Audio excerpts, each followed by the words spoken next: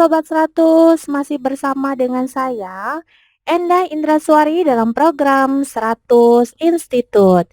Nah, Sobat 100, kali ini kita akan mempelajari tentang pembulatan hasil pengukuran panjang dan berat. Nah, untuk bab ini kita akan bagi menjadi dua subbab.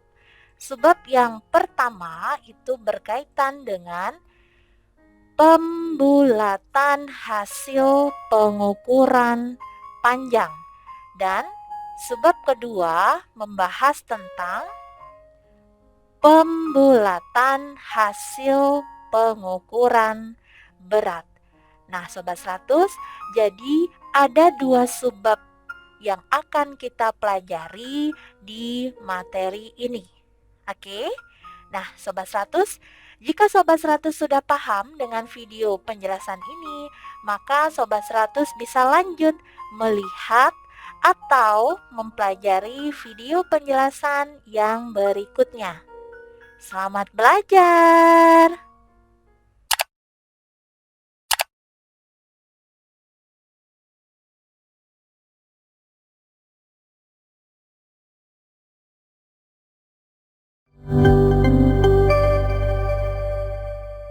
Halo Sobat 100, masih bersama dengan saya, Endah Indraswari dalam program 100 Institute. Nah Sobat 100, kali ini kita akan mempelajari tentang pembulatan hasil pengukuran panjang dan berat. Nah, untuk subbab pertama yang akan kita pelajari adalah tentang pembulatan hasil pengukuran panjang. Nah, Sobat 100, untuk mengukur panjang, Sobat 100 perlu ketahui ada macam-macam alatnya ya. Nah, di sini untuk jenis alat yang digunakan untuk mengukur panjang itu adalah yang pertama ada penggaris. Nah, penggaris sudah biasa ya, Sobat 100 ya, ini sering digunakan oleh Sobat 100.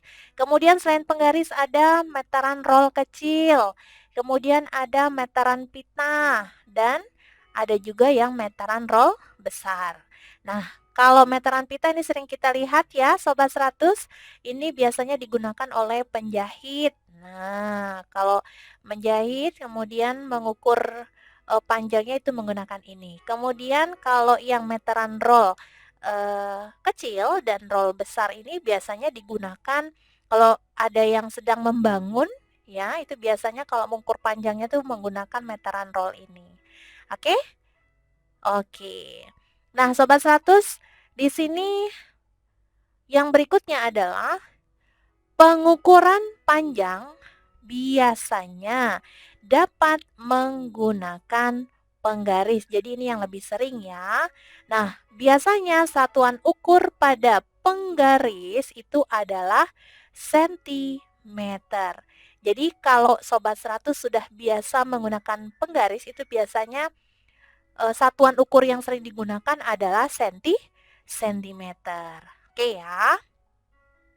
Nah, kemudian yang berikutnya di sini adalah tentang cara mengukur panjang dengan menggunakan penggaris. Nah, yang pertama adalah sejajarkan benda yang akan diukur panjangnya dengan penggaris.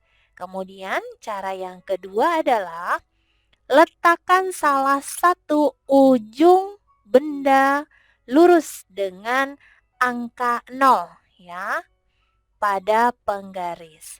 Jadi letakkan salah satu ujung benda lurus dengan angka 0 cm pada penggaris. Kalau di sini misalkan kita mau mengukur panjang pulpen ya.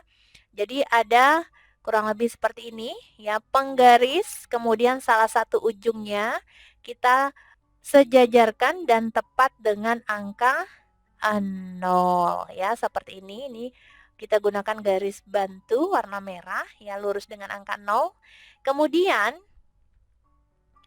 perhatikan ujung lainnya Angka yang sejajar dengan ujung benda adalah ukuran panjangnya. Nah, jadi kalau di sini nolnya berarti kita tinggal lihat ujung yang lainnya ya. Ujung lainnya kalau kita hubungkan ya, kita bantu dengan ini garis bantu warna merah, dia tepat di angka 5. Jadi dari sini kita bisa tahu bahwa panjang pulpen ini adalah 5 sentimeter. Jelas ya Sobat 100? Oke, nah di sini bisa kita tuliskan sehingga panjang pulpen adalah 5 sentimeter. Nah, inilah cara menggunakan penggaris ya, Sobat 100. Diingat ya. Nah, Sobat 100 di sini berkaitan dengan pembulatan. Nah, jadi aturan dalam pembulatan hasil pengukuran panjang itu sama dengan aturan pembulatan bilangan. Oke, jadi diingat untuk aturan pembulatan hasil pengukuran panjang itu sama dengan aturan pembulatan bilangan. Oke, Sobat 100 ya. Oke. Nah, Sobat 100, jika Sobat 100 sudah paham dengan video penjelasan ini, maka Sobat 100 bisa lanjut melihat atau mempelajari video penjelasan yang berikutnya. Selamat belajar!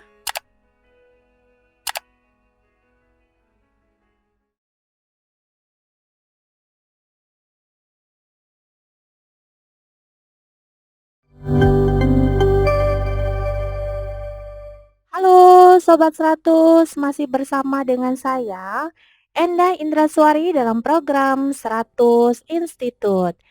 Nah Sobat 100, kali ini kita akan mempelajari tentang pembulatan hasil pengukuran panjang dan berat. Dan pada subbab yang kedua yang akan kita pelajari adalah tentang pembulatan hasil pengukuran berat. Nah, Sobat 100 di sini yang perlu Sobat 100 ketahui adalah pengukuran berat itu biasanya menggunakan timbangan. Nah, terdapat jenis-jenis timbangan dengan kegunaan yang berbeda-beda, seperti timbangan badan, timbangan buah, dan timbangan perhiasan. Nah, ini adalah contoh beberapa macam timbangan ya. Nah, kalau untuk gambarnya di sini ada timbangan yang seperti ini ya. Ini untuk timbangan badan. Kemudian ini bisa juga untuk timbang buah, timbang sejenis tepung ya. Kemudian ini biasanya kita jumpai atau sering kita lihat kalau kita ada di pasar tradisional ya. Ini adalah timbangan yang biasa digunakan di sana. Dan kemudian di sini kalau kita lihat ada yang seperti ini juga timbangan Sobat 100 ya, tapi timbangan mungkin untuk yang ukurannya besar ya, biasanya gunakan ini. Nah, jadi ini adalah macam-macam timbangan. Oke, Sobat 100? Selain ini ada lagi nih Sobat 100 ya, timbangan digital ya. Biasanya kalau kita ke supermarket itu biasanya kita jumpai ada timbangan digital ya. Jadi ketika kita timbang langsung muncul angkanya tepat dan akurat. Oke. Itu untuk jenis timbangan dan yang berikutnya yang akan kita pelajari di sini dan yang Sobat 100 perlu ketahui adalah aturan pembulatan ya. Jika posisi jarum pada timbangan berada di antara dua angka, maka pembulatan dilakukan dengan melihat angka yang terdekat dengan posisi jarum. Oke, jadi ini untuk aturan pembulatannya, atau bisa kita katakan sama halnya dengan pembulatan hasil pengukuran panjang ya. Jadi aturan pembulatan untuk hasil pengukuran berat itu juga sama dengan aturan pembulatan bilangan. Oke, Sobat 100 ya? Jelas? Oke. Nah, Sobat 100, jika Sobat 100 sudah paham dengan video penjelasan ini, maka Sobat 100 bisa lanjut melihat atau mempelajari video penjelasan yang berikutnya. Selamat belajar!